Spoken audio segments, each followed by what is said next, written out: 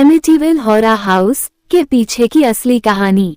चाबी छीनना। 1975 में Amityville horror house एक प्रसिद्ध भूतिया घटना का स्थल था, जहां एक परिवार ने भयानक प्रेत दर्शन और अलौकिक घटनाओं का अनुभव किया था।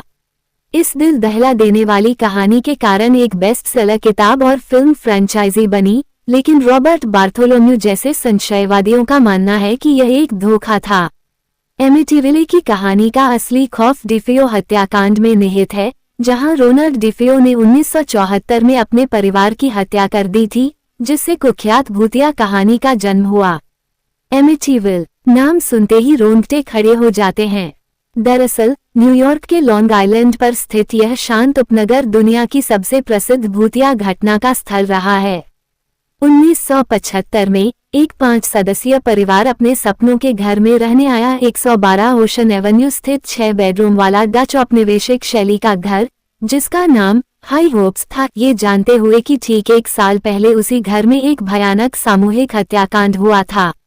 घर में आते ही परिवार को भयानक प्रेत, उबलता हरा कीचड़, लाल आंखों वाले सुअर के सिर, हवा में उड़ते हुए पलंग और बाहर निकलो की डरावनी चीखें सुनाई देने लगी।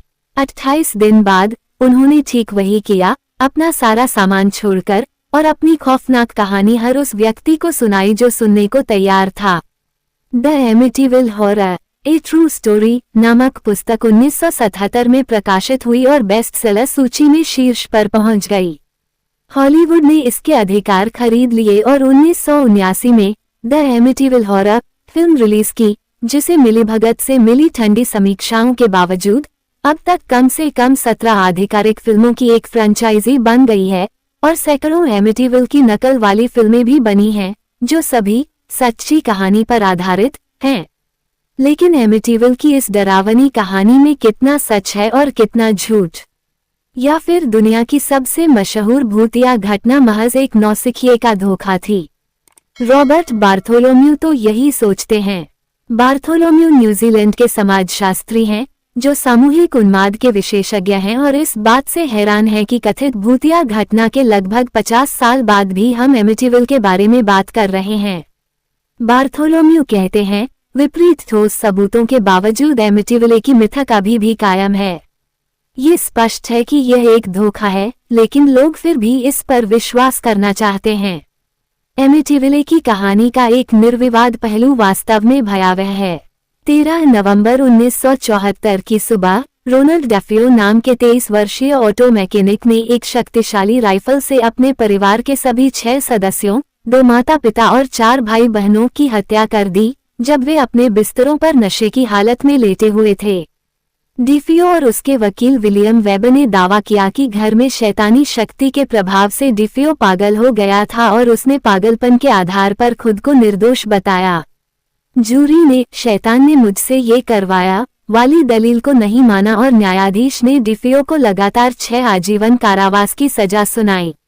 112 ओशन एवेन्यू स्थित पूर्व डिफियो का घर हत्या का घर के नाम से कुख्यात हो गया और लगभग 1 साल तक खाली पड़ा रहा, जब तक कि जॉर्ज और कैथी लुट्स अपने 3 बच्चों और एक कुत्ते के साथ वहां रहने नहीं आ गए।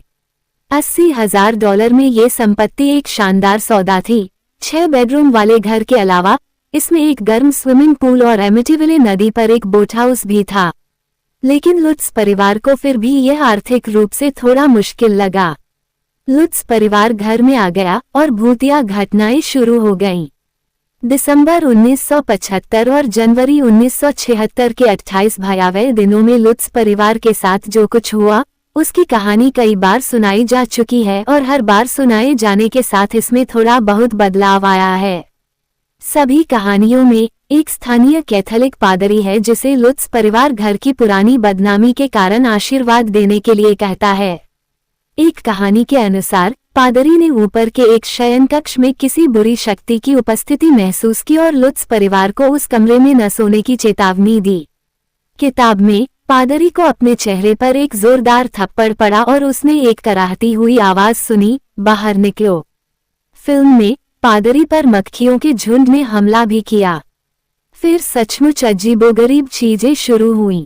दरवाजे हर समय अपने आप खुलने और बंद होने लगे। अंगीठी में आग जलने के बावजूद घर में लगातार ठंडक छाई रहती थी।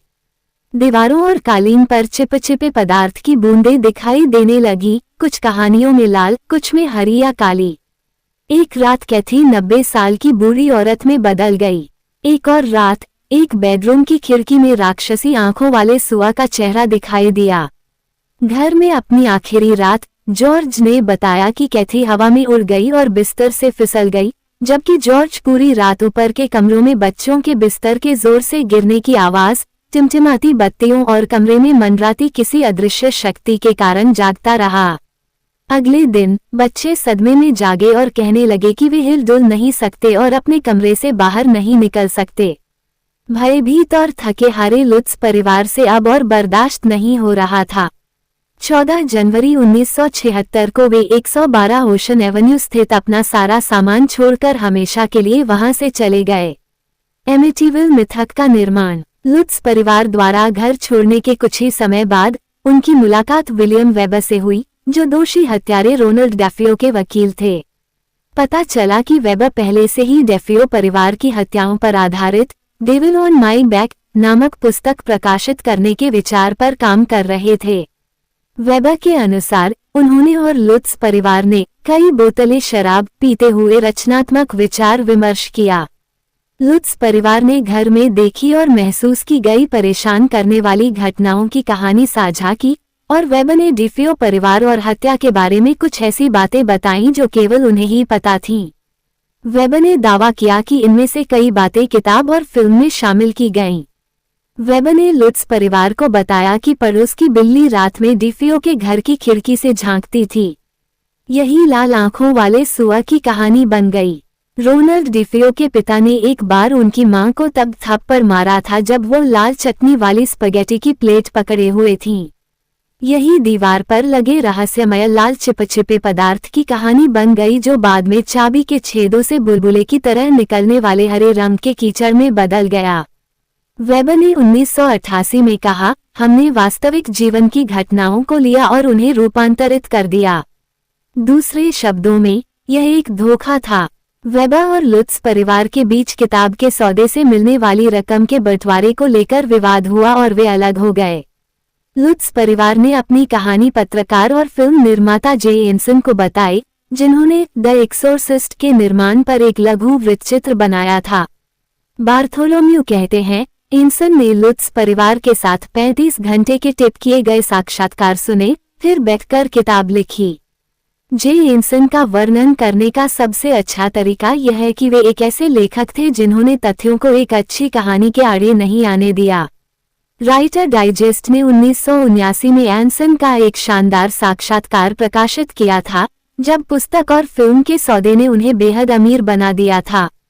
वे अपने बयान की सत्यता के बारे में हमेशा अस्पष्ट रहते थे। यह अजीब बात है, लगभग कोई भी मुझसे यह नहीं कहता, अरे तुम्हारी वह किताब तो बिल्कुल बकवास है।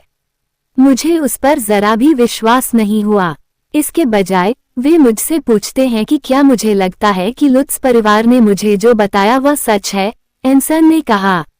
और मैं उन्हें वही जवाब देता हूं जो मैंने आपको सवाल पूछने पर दिया था। मैं उनसे कहता हूं कि मुझे नहीं पता कि किताब सच है या नहीं, लेकिन मुझे पूरा यकीन है कि लुत्स परिवार को लगता है कि उन्होंने मुझे जो बताया वह सच है। बार्थोलोम्यू को पूरा यकीन है कि लुत्स परिवार ने घर इसलिए छोड़ दिया क्योंकि वे गिरवी और कर का भुगतान नहीं कर पा रहे थे और उन्होंने भूतिया कहानी को बहाने के तौर पर और एक अच्छे मुनाफे के लिए गढ़ा। बार्थोलोम्यू, जिन्होंने 2016 में स्केप्टिक पत्रिका में इस मिथक की 40वीं वर्षगांठ पर एक लेख लिखा था, कहते हैं, वे इससे कुछ पैसे कमाना चाहते थे। लुत्स परिवार ने अपनी कहानी से कभी पीछे नहीं हटे। हमारे आलोचक वे लोग हैं जो कभी उस घर में गए ही नहीं, बस किताब पढ़कर रह गए हैं, लुत्स ने 1979 में द वाशिंगटन पोस्ट को बताया। जो भी उस घर में गया, जिसने भी उसकी जांच की, उसने कभी इसे धोखा नहीं कहा। जिन लोगों के पास कोई प्रमाण पत्र था और जो व्यक्तिगत रूप से इसमें शामिल थे, उन्होंने भी कभी इसे धोखा नहीं कहा। जिन लोगों ने नीलामी में साल्वेशन आर्मी को सामान पहुंचाने में हमारी मदद की, उन्होंने भी कभी इसे धोखा नहीं कहा। मुझे बस इतना पता है कि मेरे साथ क्या हुआ। एमिटीविल हाउस, जिसका अब हॉरर फिल्मों के शौकीनों को हतोत्साहित करने के लिए एक अलग मकान नंबर है, हत्याओं के बाद से कम 4 बार बेचा जा चुका है और इसके नए मालिकों में से किसी ने भी किसी तरह की अलौकिक घटना को देखने की बात नहीं कही है। यह आखिरी बार 2016 में $850,000 में बिका था। जिस घर में 1979 में फिल्म की शूटिंग हुई थी, उसका पूरी तरह से जीर्णोद्धार किया जा चुका है और वर्तमान में वो $1,699 में बिक्री के लिए उपलब्ध है।